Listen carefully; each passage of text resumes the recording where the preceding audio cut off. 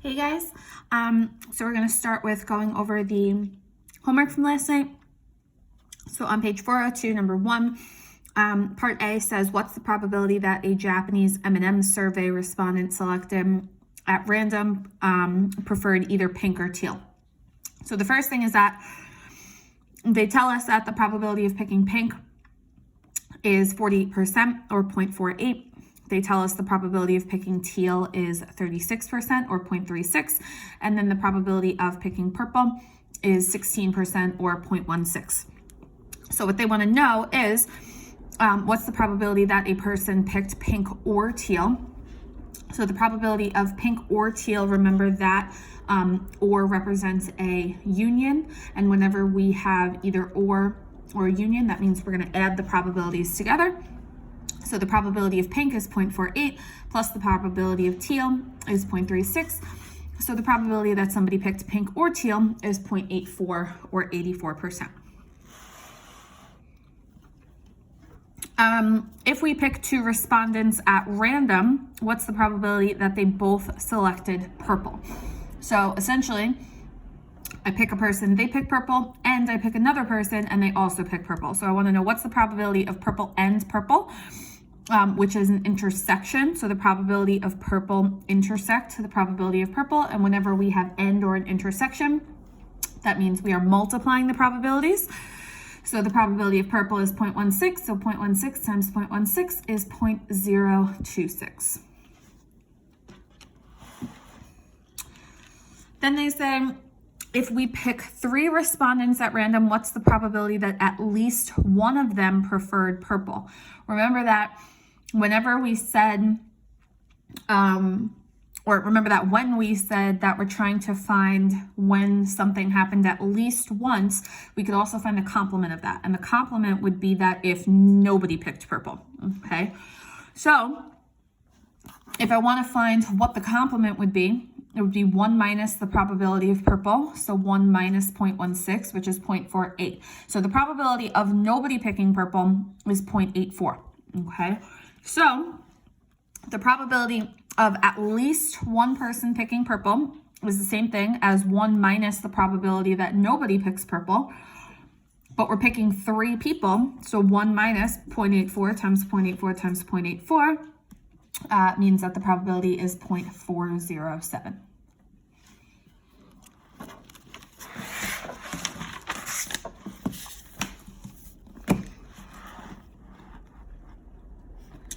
Okay, number 2 says, what's the probability that both rows of a die will be a number smaller than 3? It says that it might be helpful to write out a diagram for this, but I actually, in this particular case, I don't think it's helpful.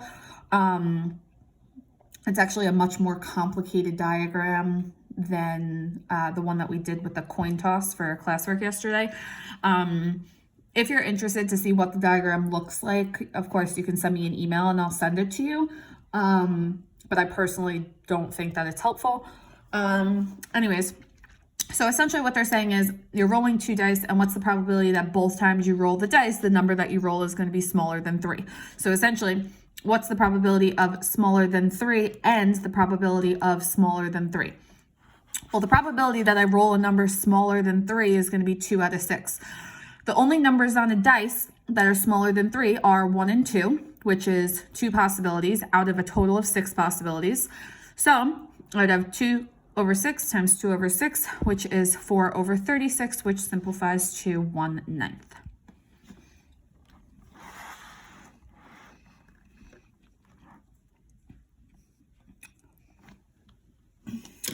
Let's see if I can zoom out on this. I don't think I can, but I'll hold it. Okay. So they give us this table here with different blood samples, okay, and they give us different probabilities that they want us to calculate. So we can see here all the different numbers of samples of blood types. The first thing we have to do is add them all together to see how many total samples there were. So if you add these all together, there is 50 total samples, okay? So the first thing they want to know is the probability of having an A blood type. Well, there's 22 samples out of 50 samples that are type A, so that is going to be about 44% or 0.44. The probability of not O means 1 minus the probability of O, okay? If we find the probability of O, 18 divided by 50 tells us that the probability of O is about 0.36, so 1 minus 0.36 is going to be 0.64. For part 3, the probability of A union AB, that means that it's the probability of A or the probability of AB. So the probability of A we found is 0.44. The probability of AB, if we do 3 divided by 50, it's going to give us 0.06. So 0.44 plus 0.06 is 0.5. And then for part, 4, the probability of O intersect AB. That means the probability of O and the probability of AB. So that means I'm going to multiply. So we know that the probability of O is 0.36. The probability of AB is 0.06. And when I multiply those together, it says round to the nearest thousandth, so 0.022. Okay.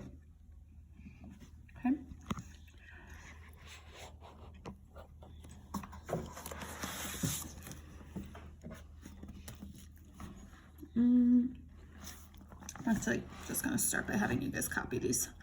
But I don't know why the camera is so zoomed in today. So if it's a little shaky, I apologize. I'm just gonna have to hold it higher than the makeshift device will allow me. If you guys could see what's happening, I literally have my cell phone hanging from meat twine attached to a lamp.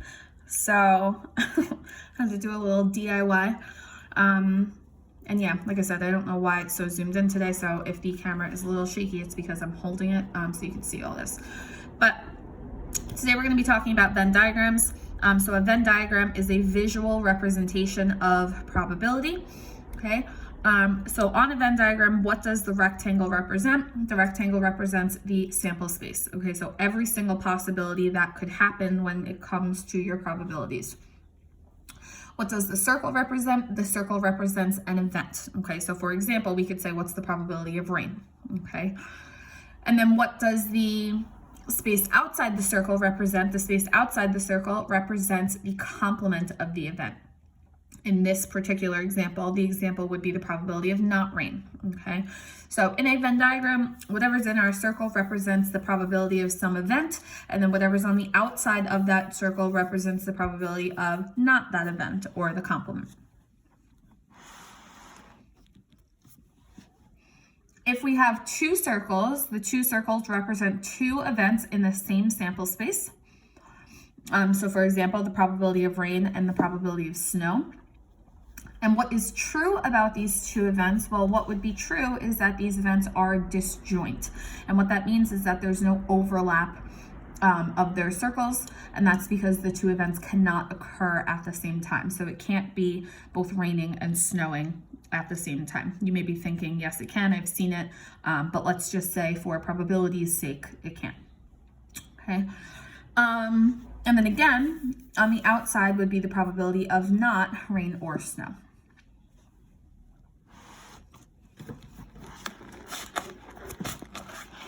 For the bottom example, are the two events here disjoint? No, they're not. The circles overlap. If the circles overlap, that means that they are not disjoint. And then just to throw an example in here, okay, let's say that this circle here represents the probability of somebody liking hot dogs, and this circle here represents the probability of somebody liking hamburgers. Where they overlap is the probability that you like both of them, okay? So if you're just on this side, you only like hot dogs. Just on this side, you only like hamburgers. But if you're in the middle, that means you like both of them, okay? Anything on the outside would represent the probability that you don't like either of them. You don't like hot dogs and you don't like hamburgers, okay?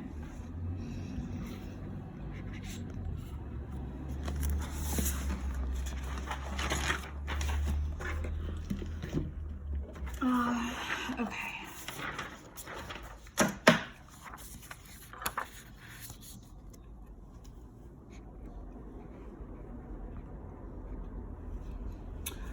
Okay, so number 1 here says, label and shade the region that represents the following instance.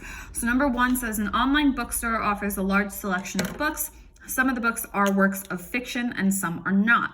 Also, some of the books are available as ebooks and some are not. Let F be the set of books that are works of fiction and E be the set of books that are available as ebooks. So the first thing they want are books that are available as ebooks. So what this means is the probability that something is an ebook. Okay, so what we can do is we can label our circles. This side will be E, this side will be F. And what they want us to do is shade the part that makes this true. So books that are available as ebooks. Well, an ebook is definitely going to be available on this part of my E circle, but I could also have ebooks in here. This is the overlap. So what that means is that I can have an ebook anywhere within this whole shaded region. Okay, and this whole circle is my ebook circle. So anywhere within this circle, I could have something that is available as an ebook. Okay. Second part says books that are not works of fiction. So this is the same thing as the probability of not F. Okay. So again, if we have E and F, now I want things that are not F. Well, first of all, F happens anywhere within this circle here. So anything that would be in this circle here would represent something that is a part of F. But I want not F. So that means I'm going to shade anywhere that is not a part of my F circle, including the outer part of my rectangle. I could have something that is not F on the outside. Okay, so anything that is inside this circle is going to represent F, but I want everything that is not F.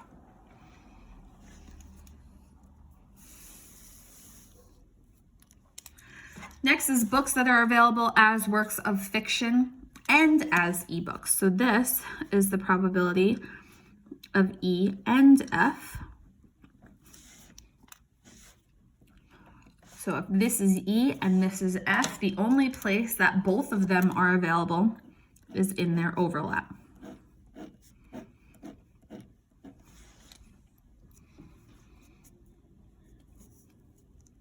Books that are works of fiction or available as ebooks. So now I want the probability of E or F. So if this is E and this is F, the probability of E would be this whole circle here. The probability of F would be this whole circle here. And remember that if I want or, I'm adding those probabilities together. So the probability of E or F is going to be anything within either circle.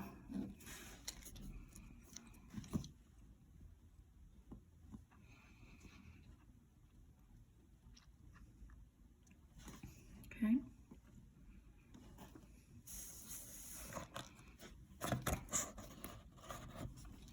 Books that are neither would be the probability of not E or F. Well, not E or F is going to be anything on the outside. All the books that are on the outside are neither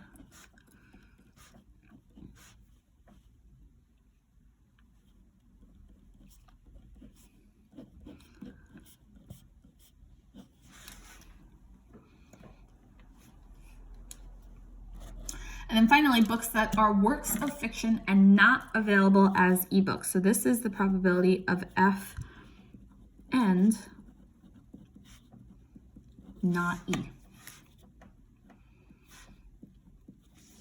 Okay, so for this one, any books that are available as, well, any books that are works of fiction and not available as ebooks. So books that are available as works of fiction, remember, is in this whole F circle here. But now I want books that are works of fiction and that are not available as ebooks. Their intersection here also includes books that are available as ebooks, but I don't want that. I just want the books that are available as fiction, which is just going to be this crescent part of the circle, if you will. Okay, so only the books on this half of the circle are fiction only and are also not available as ebooks. Okay.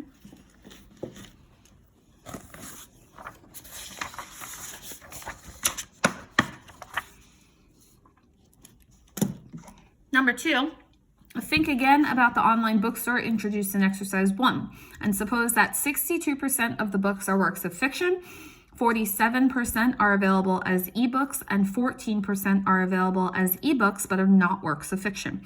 A book will be selected at random. Okay, so one thing that's important to remember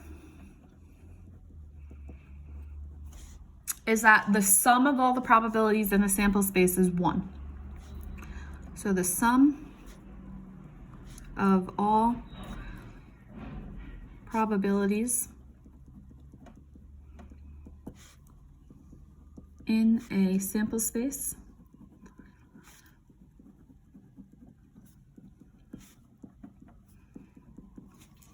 is 1. Okay, so we want to envision here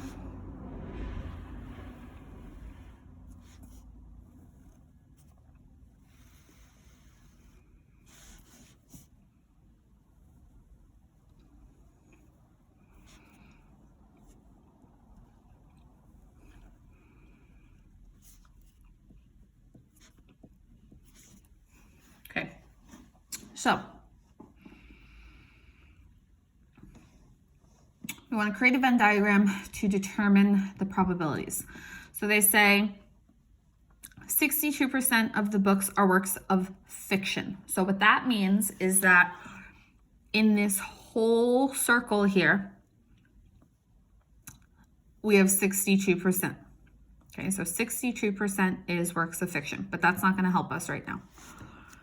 47% are available as ebooks. That means that everything in this circle here is available as an ebook. That's also not going to help us, okay? Because I need to know how many are just ebooks, how many are both of them, and how many are just fiction. Right now, I know that this whole circle is 62 and this whole circle is 47. They also tell us that 14% are available as ebooks, but are not works of fiction. So that's where we're going to start. That's actually what's going to help us, okay? So if 14% are available as ebooks, but not works of fiction, okay, that means that this half is 0.14. There's 14%. They're available as ebooks, but they're also not available as fiction. So that would not include this portion here. So I know that I have 14% that are only ebooks. Okay.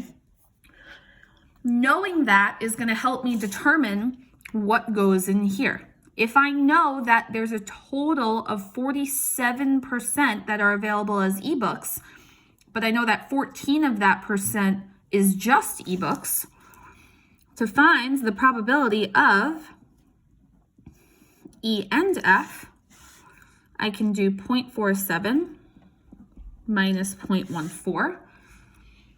And that tells me that there's 33% that are both. And think about why that makes sense. 0.33 plus 0.14 is 0.47. So we said in this whole circle here, there has to be 47%. 0.14 plus 0.33 is 0.47. So now in my E circle, I have 47%.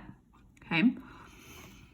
Now that I know the intersection, I can find how many books are just fiction. They told us that there are 62% of books that are fiction. That means my whole F circle is made up of 62%. But if I know that 33 of that percent is also ebooks, that means that I could find the probability of F intersect not E. So remember, this is F and not E, by doing 0.62 minus 0.33. And this tells me that 29% of those books are strictly fiction. And again, if you add 0.29 and 0.33, you're going to get that the whole F circle is 0.62, which is what we want. Okay. But now I also need to know, well, how many books are neither fiction nor ebooks? So now I need to figure out what goes on the outside. We said that whatever is in the circles plus whatever is in the rectangle has to add up to 1. So that means if I want the probability of not E or F, we could do 1 minus the sum of all of my probabilities in the circles. So 0.14 plus 0.33 plus 0.29. So I know that the whole rectangle, everything inside the rectangle has to add up to 1. And I want to subtract out the probabilities that I already know to leave me just with what's on the outside, which is going to be 0.24. And then if you were to double check, 0.14 plus 0.33 plus 0.29 plus 0.24, all of your probabilities should add up to 1. Okay, so what's on the outside and what's on the inside should add up to 1. If it adds up to 1, you know you did it correctly. Okay. So part 1 here says, what is the probability that the book is a work of fiction and available as an ebook? So that is the intersection, which we already found. So the probability of E intersect F is the middle part, or the overlap, which is 0.33. And then what is the probability that the book is neither a work of fiction nor available as an ebook? That means that it's neither one, so it's on the outside or in the rectangle. So the probability of not E or F is 0.24. Okay. I'd like you guys to try number 3 on your own for classwork. Okay, and then your homework is in your workbook.